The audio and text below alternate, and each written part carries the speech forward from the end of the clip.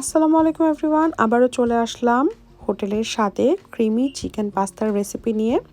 আমি এটি মূলত হোটেলের শেফের কাছ থেকেই রেসিপিটি শিখেছি, কিন্তু স্বাদের সাথে সাথে পুষ্টির কথাও মাথায় রেখে আমি এটাকে একটু মডিফাই করে আপনাদের কাছে হেলদি ওয়েতে প্রেজেন্ট করার চেষ্টা করছি।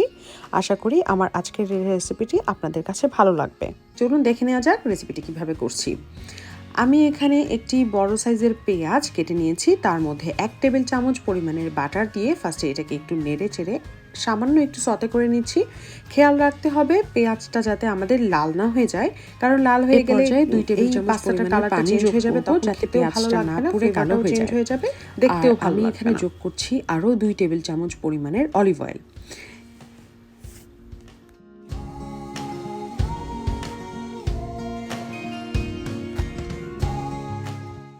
তো পেঁয়াজটা সামান্য নরম হয়ে আসার পর, সিদ্ধ হয়ে আসার পর আমি এখানে 1/4 কাপ পরিমাণের সিঙ্গেল ক্রিম যোগ করছি। যেহেতু এই খাবারটা একটু রিচ হয়ে থাকে, সেহেতু এই খাবারটা যদি বাচ্চাদেরকে দিনের বেলাতেই খাওয়ানো যায় তাহলে আপনাদের বাচ্চাদের জন্য অনেক ভালো হবে, কারণ যেহেতু এখানে অনেক পরিমাণের প্রোটিন এবং ফ্যাটের রিসোর্স আছে, এটা শরীরে হজম হতে একটু সময় নেয়। সো রাতের বেলায় এই খাবারটা না দেওয়াটাই তাদেরকে বেটার। চিকেনগুলোকে আমি এখানে 300 গ্রাম পরিমাণের চিকেনের ব্রেস্ট যোগ করে সতে করে নিচ্ছি।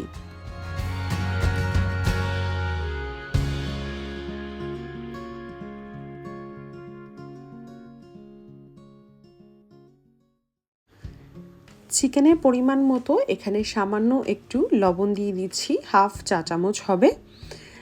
আমি যেহেতু আমার পাস্তাটা লবণ আর সামান্য একটু তেল দিয়ে সিদ্ধ করে নিয়েছি, সো লবণের পরিমাণটা একটু বুঝে দিতে হবে এখানে। আবারও ভালো করে নেড়েচেড়ে মিশিয়ে নিচ্ছি।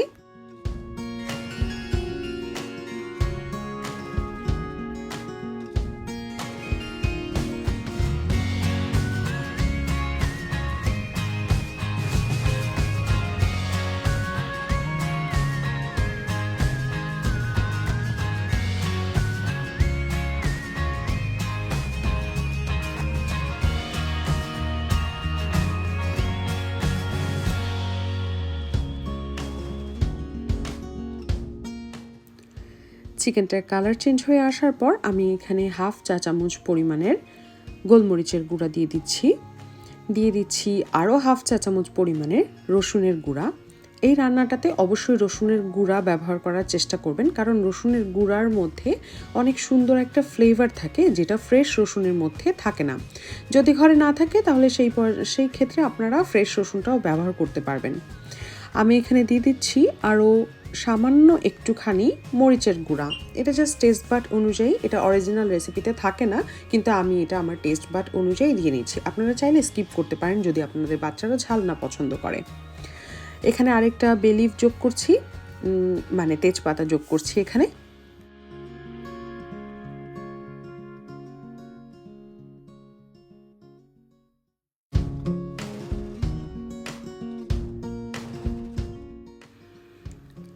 একটু ভালো করে নেড়েচেড়ে মিশিয়ে নেওয়ার পর এখানে আমি সামান্য একটু দুধ দিয়ে মুরগিটাকে সিদ্ধ হতে দিব। এই রান্নাটায় আমি পানি ব্যবহার করব না এই পর্যায়ে। আমি যেহেতু এটা ক্রিমি পাস্তা বলেছি, আমি এটার ভেতর ক্রিমিনেস আনবার জন্য মিল্ক এবং ক্রিম এই সমস্ত ব্যবহারই বেশি করব।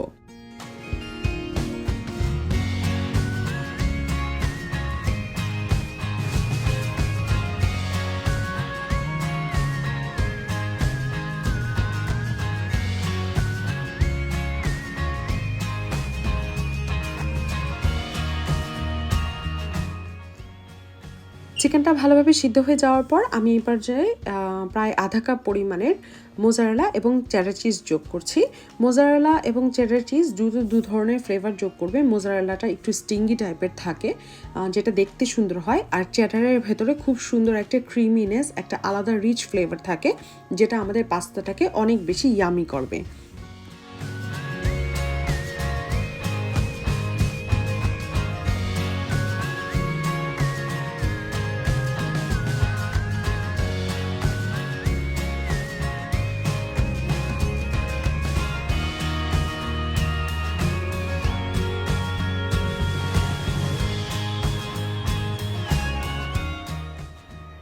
তারপর আমি এর মধ্যে পাস্তা সিদ্ধ করা পানি যোগ করে দিব প্রায় 1/4 কাপের মতো।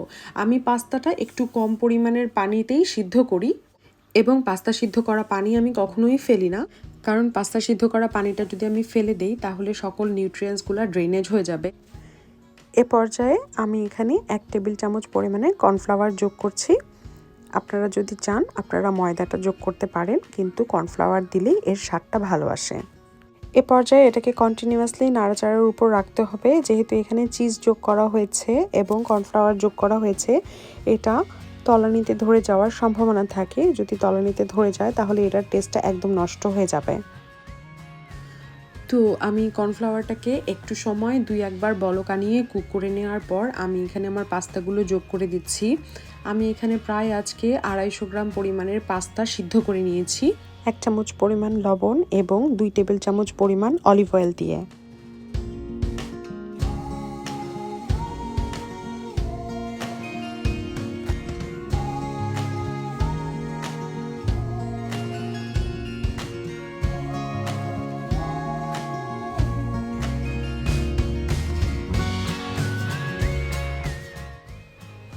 পাস্তাটা দেওয়ার পর আমি এখানে 5 মিনিটের জন্য কুক হতে লো ফ্লেমে ঢাকনা দিয়ে ঢেকে রাখছি। 5 মিনিট হয়ে যাওয়ার পর আমি এখানে 3 টেবিল চামচ পরিমাণের মায়োনিজ যোগ করছি। আপনারা চাইলে এ পর্যায়ে কিছু এক্সট্রা মোজারেলা উপর দিয়ে এটাকে ওভেনে প্রায় 15 মিনিটসের মতো বেক করে নিতে পারেন, তাহলে ওটা চিজি বেকড পাস্তা হয়ে যাবে। আমি আজকে ওই এক্সট্রা স্টেপটা আর করছি না, আমি এটা শুধু ক্রিমি চিকেন পাস্তাই করছি। সামান্য নেড়েচেড়ে ভালো করে মিশিয়ে নেওয়ার পর আমি এখানে লবণটাও চেক করে নিলাম, একদম সব কিছু পারফেক্ট আছে। আমি এই পর্যায়ে এখানে সামান্য একটুখানি অরিগানো যোগ করে দিচ্ছি, শুধুমাত্র ভালো একটা স্মেল আসবার জন্য। আপনাদের কাছে যদি অরিগানো না থাকে তাহলে আপনারা পার্সলে বা যে কোনো হার্ব বা ইটালিয়ান মিক্স হার্ব যেটা কনফেকশনারিতে পাওয়া যায় সেটা আপনারা সহজেই ইউজ করতে পারবেন।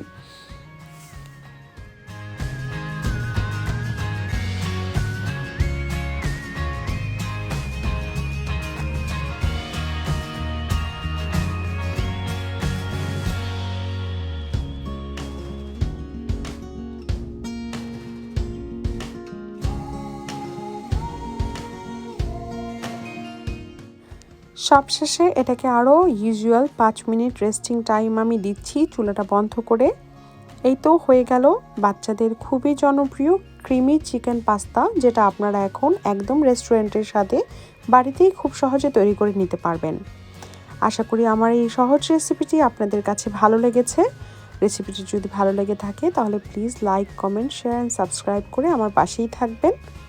আশা করি ইনশাআল্লাহ ফিউচারে অন্য কোনো রেসিপিতে আবার দেখা হবে। আল্লাহ হাফেজ।